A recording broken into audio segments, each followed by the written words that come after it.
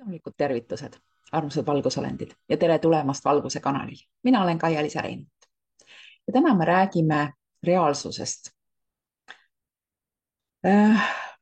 Mida rohkem aega edasi, seda rohkem mulle tundub, et inimestel on üha raskem navigeerida reaalsuse vahel ja selle vahel, mida me nimetame maatriksiks, mis on oma olemuselt selline hoolikalt loodud illusioon, mis on tekitatud, mille eesmärk on olnud hoida meid kontrolli all ja nii-öelda orja staatuses. Seda on keeruline seletada, aga mida rohkem erinevaid valesid paljastuvad inimestele,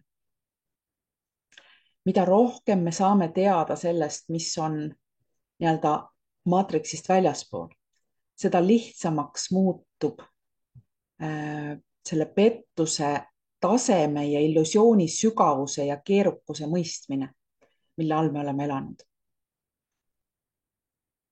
Minu jaoks on see, et kui sa ükskord hakkad nägema nendest valedest läbi, siis enam ei ole võimalik mitte näha. Lihtsalt ei ole võimalik, aga sul peab selline krõks nagu ära käima ja siis sa näed. Sest mõtelge ise, et kui kõik, millega me sünnist saati oleme kokku puutunud, on loodud selleks, et panna meid uskuma konkreetsesse reaalsusesse, olenemata sellest, kas see tegelikult on reaalne või mitte, siis me usume seda. Näiteks väikeste laste jaoks on jõuluvana ju päris, sest me oleme neid erinevate pettuse vahenditega niimoodi uskuma pannud. Ja temast on raamatuid, temast on filme, temast on multikaid. Kõik teavad temast, et ta toob kingitusi. Ta nii-öelda tuleb põhjapõtradega ja nii edasi. Kõik teavad, milline ta välja näeb. Kõik teavad, kus ta elab. Kõik teavad, kuidas ta reisib ja kuidas ta saadab päkapikke laste üle valvama, et nad head lapsed oleksid ja nii edasi. Et seega lapsed elavad illusioonis, mida me nimetame reaalsuseks, sest me oleme neile selle reaalsuse ise loonud. Ja minu meelest on ka see, et alates sellest jõuluvana illusioonist me harjutame lapsi selle ülejäänud maatriksi illusioonidega, nagu illusioone nagu tõe pähe võtma. Ja samamoodi oleme meie täiskasvanutena nagu väiksed lapsed, keda on iga võimaliku vahendi abil petetud uskuma.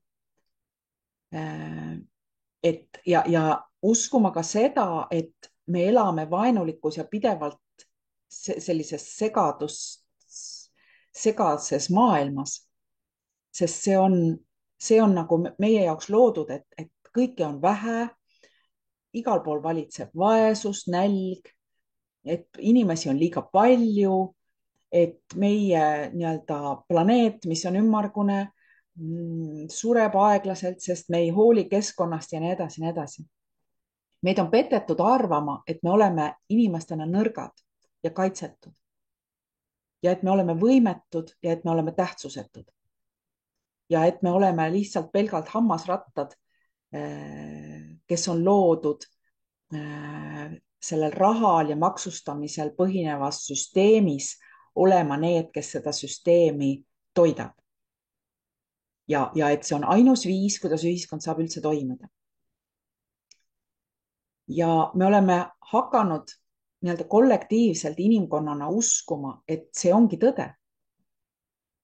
Aga kes vähegi näeb sellest läbi, mõistab, et see ei ole üldse nii. See on ainult illusioon, mis meile on sajandeid loodud väga hoolikalt selleks, et muuta meid võimetuks ja meid orjastada. Aga just nii, nagu laps ühel päeval taipab, et jõuluvana ei ole päris, on ka inimkonnal aeg ju suureks kasvada ja seista silmitsi selle haige illusiooniga, mida meil on põlvkondade jooksul nagu ette toidetud. ja tõde on see, et me ei ole nõrgad. me oleme väga võimsad olendid. maailm ei ole puudus, maailm on väga külluslik. meid ei ole liiga palju, pigem meid on liiga vähe. ja me ei ole loomult tegelikult kurjad. me oleme armastavad. me inimkonnana õitseme, tehes koostööd ja olles kogukonnas, mitte eraldatuses ja konkurentsis. seega me ei ole tähtsusetud, me oleme allika suurim looming sisuliselt. ja noh, mina olen seda lapsest peale teadnud, et inimese põhiolemus on hea. ja kui keegi ei ole hea, siis seal on alati mingi põhjus, miks ta on selliseks kujunenud, aga see on juba eraldi teema. ehk siis tänase video mõte on see, et nüüd on aeg saabunud, et kergitada see pettuse loor ja näha seda meie jaoks loodud illusiooni sellisena, nagu ta on. illusioon. ja nõuda tagasi oma vägi, usk inimkonda ja vabadusse. ja igaüks saab selle sammu astuda ise ja niimoodi saame me kollektiivselt liikuda sinna, mis on meie sünniõigus. ilusat päeva.